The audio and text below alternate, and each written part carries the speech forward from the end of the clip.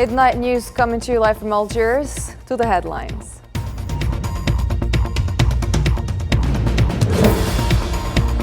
Algerian president honors liberation martyrs at 62nd Independence and Youth Day anniversary in Algiers.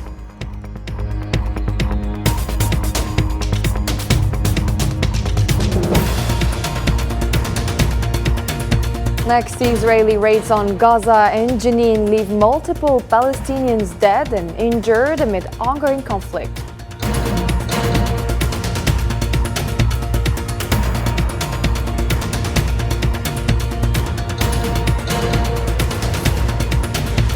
And Keir Starmer becomes UK Prime Minister as Labour secures landslide victory.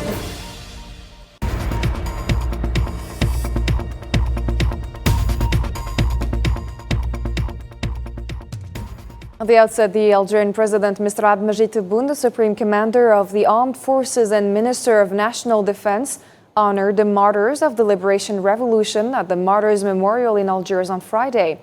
This event marked the 62nd double anniversary of Independence and Youth Day. After he observed the formation of the Republican Guard, President Tebboune laid a wreath and recited the Fatiha of the Holy Quran to pay tribute to the martyrs. He was joined by officials, including the President of the Council of the Nation, Salah Boujil, President of the National People's Assembly, Ibrahim Boughali, Prime Minister Nadir Al-Arbawi, President of the Constitutional Court, Omar Belhaj, Chief of Staff of the National Army, General Saïd Shingriha, Director of the Presidential Office, Boualam Boualam, several ministers, representatives of the revolutionary family, President of the Supreme Council for Youth, Mustafa Hidawi, and President of the National Observatory for Civil Society, Noordin Ben Brahim.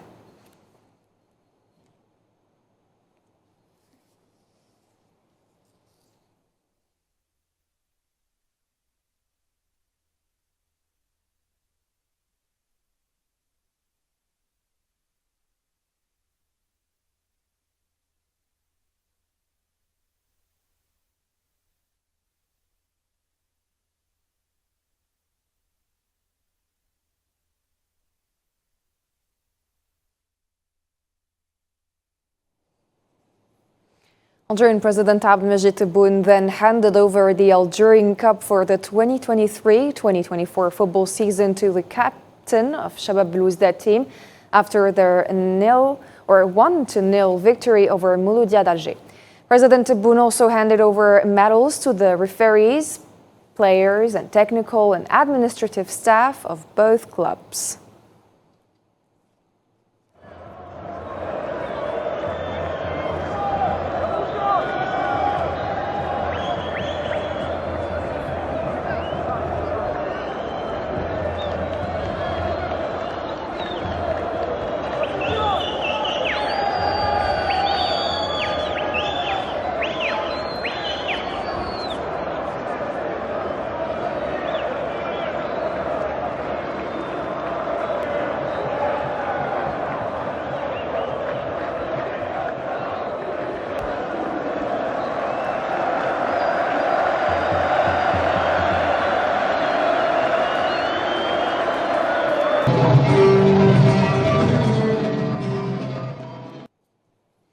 And today, Algeria celebrates its 62nd Independence Day, marking a historic journey led by President Abdelmajid Tebboune, with major achievements and a strong diplomatic presence at the internal and global levels. Marwa Belaiwer for more details.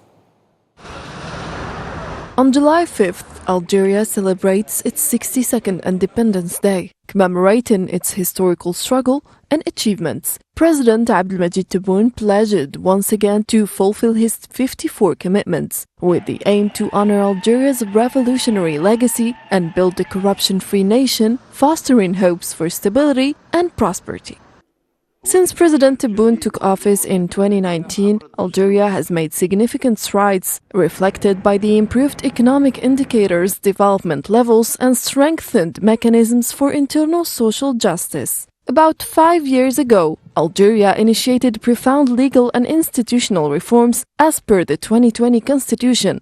Driven by the president's determination, these reforms have diversified the country's economy and reduced its dependence on hydrocarbons. The 2022 investment law played a crucial role in restoring confidence among local and foreign investors, contributing to over 7,000 new investment projects, including strategic initiatives like the Belara Iron and Steel Complex and the Basharti-Nduf Railway. These reforms have also improved social conditions through measures such as unemployment benefits, increased pension grants, and wage hikes for the benefit of youth, retirees, and vulnerable segments of the society.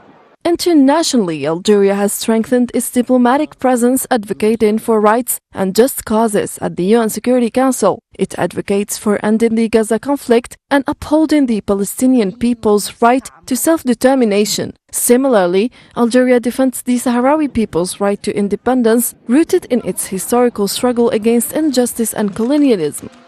The new Algeria pursues a diplomacy of influence through proactive and effective regional and international engagement, anticipating and responding to developments with a forward-looking approach. News on Palestine and the Gaza conflict right after this break.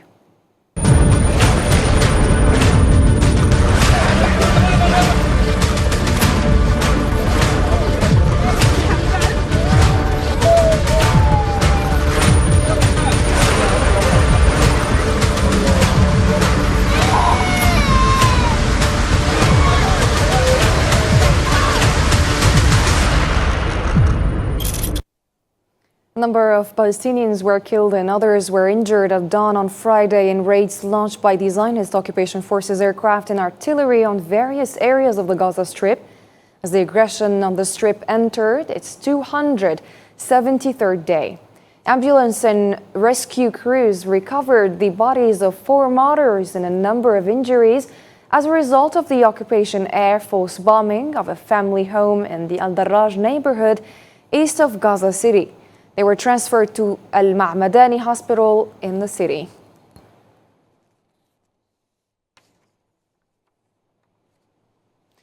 And Palestinian Health Ministry said 5 Palestinians have been killed in a bombing of a house in Jenin city last morning. Local witnesses said that occupation forces stormed the city in the early hours of the morning and encircled a house in western Jenin in the West Bank.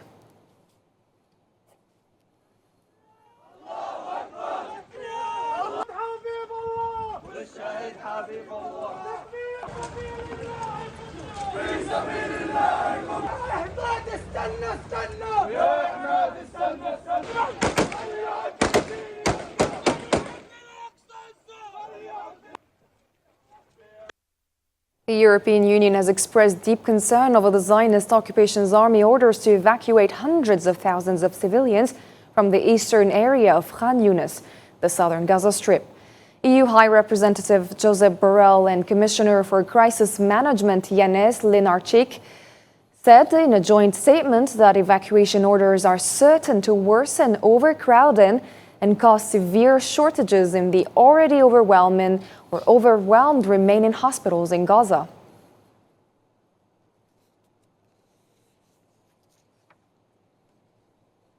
Palestinian detainees recently released by the Zionist occupation have spoken out about their ordeals at the hands of the occupier, including inhumane treatment and abuse.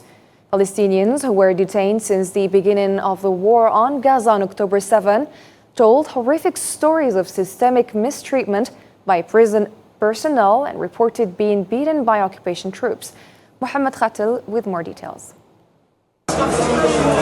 With pale faces and emaciated and exhausted bodies, dozens of Palestinian detainees returned from the Zionist occupation's prisons to the arms of their families. Nevertheless, their eyes tell stories of a terrifying nightmare that lived inside Israeli jails.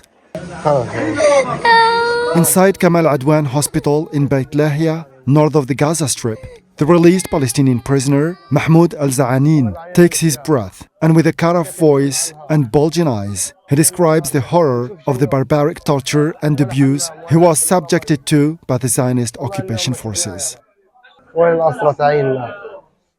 our detainees? Why did you participate in October the 7th? I didn't participate in October the 7th. Where is Yahya al-Sinwar hiding? They offered us money. What are the tunnels? Where is Hamas? Our eyes were covered day and night. They put handcuffs on our hands and feet. They unleashed dogs against us. They were beating us day and night. We couldn't sleep. There was no bathroom, no food and no water. We couldn't sleep. It was forbidden to sleep. Amid the occupation's continuous refusal to acknowledge the systematic violations perpetrated against Palestinian prisoners and detainees, these testimonies come to document the exactions, torture, and abuses the Palestinian prisoners are experiencing in the most violent and bloodiest prisons in the world. We know the situation in the military camps where Gazan detainees are held amount to torture and ill treatment. It's not only Sdet Aman, we already have 3 of those camps where reportedly people are being held blindfolded and handcuffed 24 hours a day, made to kneel on their knees most of the day, held in open-air cages, beaten, starved. We've seen the photos and the testimonies of people coming out of those camps in extremely poor medical conditions. Subjected to beating, abuse, electric shocks, sexual assaults, and other methods of physical and psychological torture practiced by the Zionist occupation, the bravery and steadfastness of the Palestinian detainees undermine the Zionist authorities' scheme that failed to achieve its abject and heinous goals. 13 Algerian doctors have arrived to the Al-Nasser Medical Complex in Gaza. This is the first team to reach Gaza since the beginning of the war, despite difficulties described as impossible. The team of Algerian doctors will support the Palestinian people. According to a video broadcast by the Algerian public television, a doctor stated that the situation in Gaza is difficult and cannot be described in pictures, stressing that the situation is extremely horrific. استقلال الجزائر نتمنى أن يكون الحمد لله هو مناسبة سعيدة راح تكون فيها الخير إن شاء الله ربي إن شاء الله وزرنا هنا المكان المقدس وإن شاء الله يعني يكون فيها الخير لاستقلال كل فلسطين مش فقط غزة يعني وإن شاء الله نتمنى كما تحررت الجزائر واليوم. The Al-Qassam Brigades, the military wing of the Islamic resistance movement Hamas, announced yesterday, Thursday, that its fighters had killed 10 Zionist soldiers in a complex operation in the Shuja'iyya neighborhood in Gaza City.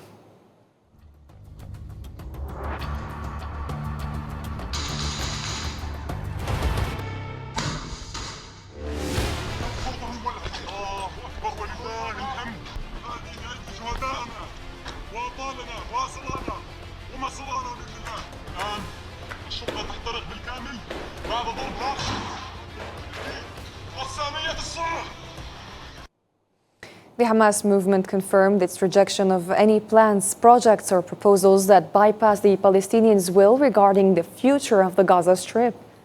In a statement, Hamas emphasized its opposition to any statements or positions supporting the entry of foreign forces into the Strip under any pretext.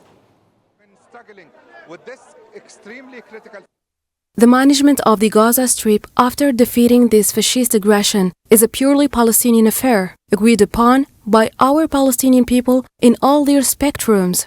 It will not allow any guardianship or the imposition of any external solutions or occasions that detract from its constance based on its pure right to achieve its freedom and self-determination.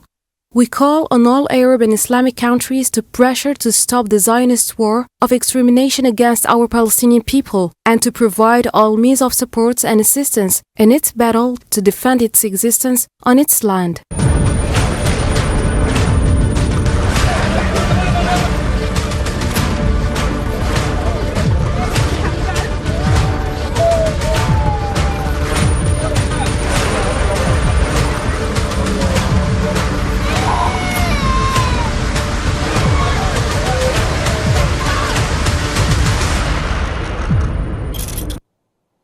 The voting process is continuous in the second round of the Iranian presidential elections, in which Saeed Jalili from the Conservatives and Masoud Pezeshkian from the Reformists are competing. Official spokesman for the country's election headquarters, Mohsen Islami, said that with the approval of the Minister of Interior, voting hours have been extended across the country until midnight. The Iranian Election Commission announced an extension of the voting process for 2 additional hours after a similar extension as it was scheduled to end at 6 p.m. Tehran time. Iranian Supreme Leader Ali Khamenei stressed that the presidential elections are an important political process for the country and that the Iranian people will vote to choose the best.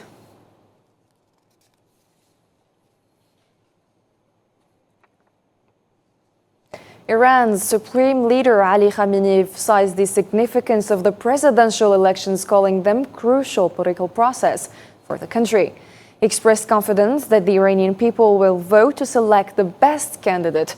In a statement made after casting his vote in the second round of the 14th presidential elections on Friday, Khamenei noted that public interest in the election has increased, highlighting the people's commitment to choosing the most suitable leader for the nation. It is a good day, the day of our people's presence and participation in the elections, which is an important political matter for the country. I have heard that people's enthusiasm and interests are greater than before. If so, this is a source of pleasure. God willing, our dear people will be able to vote and choose the best. At this stage, the efforts and will of the people must be intensified so that they can finish the work. And God willing, we will have a president tomorrow. The United Kingdom's Labour Party secured a landslide victory against the Conservatives in snap elections on Thursday, ending the Tories' 14 years hold on power. With more than 170 seats, Keir Starmer promised to focus on public service as Britain's new Prime Minister. Nabil Khazini has more details. Awakening to a new dawn, the UK finds itself swept in a seismic shift in politics. Sir Keir Starmer, the chosen dweller of Downing Street and the Labour Party's leader, has emerged triumphant, promising a new direction for the nation. When the gap between the sacrifices made by people and the service they receive from politicians grows this big, it leads to a weariness in the heart of a nation, a draining away of the hope, the spirit, the belief in a better future. For the Tories, 14 years of power have waned. The landmark moment draws the curtain on the ruling of the Conservative Party. This was the Tories' worst defeat in the party's 190-year history. This is also the end for Rishi Sunak as the leader of the Conservative Party. To the country, I would like to say first and foremost, I am sorry. I have given this job my all, but you have sent a clear signal that the government of the United Kingdom must change, and yours is the only judgment that matters. I have heard your anger, your disappointment, and I take responsibility for this loss. Today, the UK turns a page and prepares for another, but with expectations high and the promise of change looming high. The bold action Starmer promised will be facing significant obstacles. Kremlin spokesman Dmitry Peskov said that Moscow does not see any desire from the British Labour Party to repair relations with Russia and that it continues to view Britain as a hostile state. Peskov added that Putin is likely or unlikely to congratulate Starmer after the Labour Party landslide victory in the parliamentary elections and then 14 years of Conservative rule. This is because the British Labour Party has previously indicated that it will continue to support Ukraine with weapons and money in its conflict with Russia.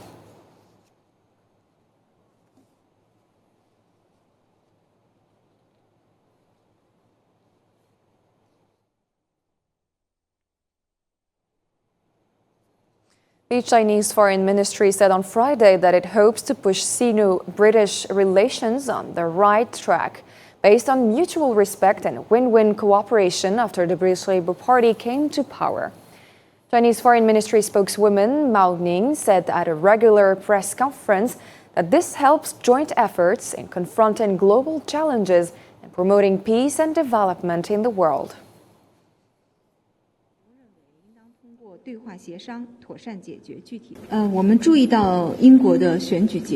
have noted the results of the UK election. China's position on developing Sino-British relation is consistent and clear. Both China and the UK are permanent members of the UN Security Council and major economies in the world. Developing a stable and mutually beneficial relationship between China and the UK is in the fundamental interest of the two peoples. It is also conducive to our joint efforts in addressing global challenges and promoting world peace and development. We hope to work with the British to get China-UK relations along the right track on the basis of mutual respect and win-win cooperation. In Mauritania, the Constitutional Council officially announced that outgoing President Mohamed Ould Sheikh Al Ghazouani had won a second presidential term. In a press conference, the head of Mauritanian Constitutional Council, Mamadou Batia, said that the constitutional body did not receive any appeals against the results announced by the Election Commission last Monday. Adding that Al Ghazouani will assume his position as president of the country for a second 5-year term on August 2nd.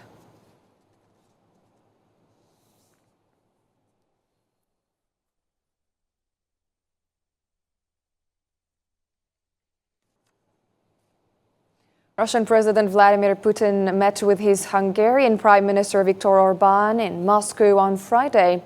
At the start of the meeting, Putin reiterated his stance on a potential peaceful settlement in Ukraine and expressed interest in Orbán's perspective on Europe's position regarding Ukraine. Orbán, in turn, emphasized the importance of hearing Putin's views on key European issues, describing the meeting as private.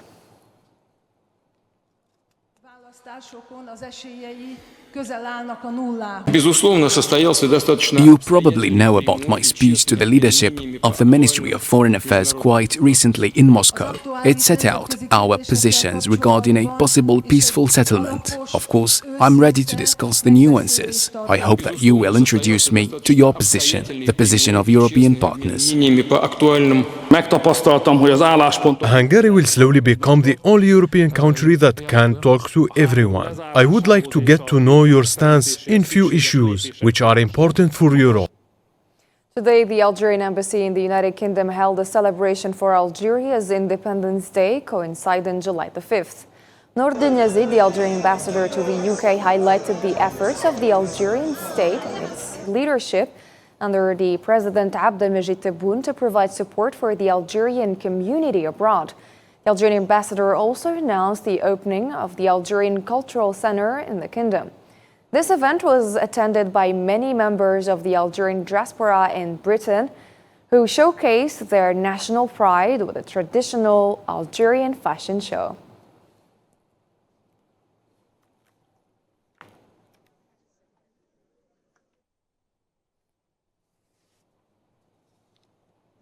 I'm a proud part of the Algerian community in London, and today is our 5th of July celebration for our National Day, of which I am very happy. I'm very proud of our country and of our people and of everything that the consulate and the embassy have done. And this celebration has been actually one of the best. We are building a new community. We are getting stronger in the same way, reflecting our country, the new Algeria. And now we are joined by our special envoy to the UK to bring insights into the UK election. Islam Sid, good evening. Good evening, Mariam. Islam, so can you give us the latest about the UK election and how people reacted to the victory of the Labour Party? Yeah, as you said, Miriam, today the UK enters a significant and massive historical change in its political arena here in London.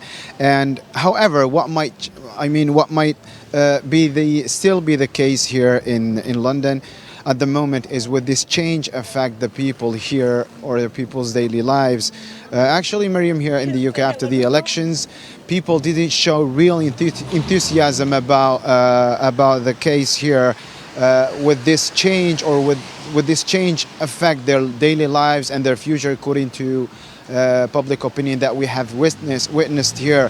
And let's say that what stands as the biggest challenge for the Labour Party and the newly elected Keir Starmer. He has to try to get people to feel better in any way, making essentials like food prices, like rent and like housing more affordable, and healthcare system even more accessible to them. So after forming the new government here in the United Kingdom, the ruling party led by Keir Starmer will be judged in the coming months of how to handle these issues.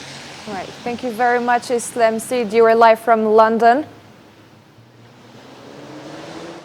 Thank you very much for watching tonight's program. Bye-bye.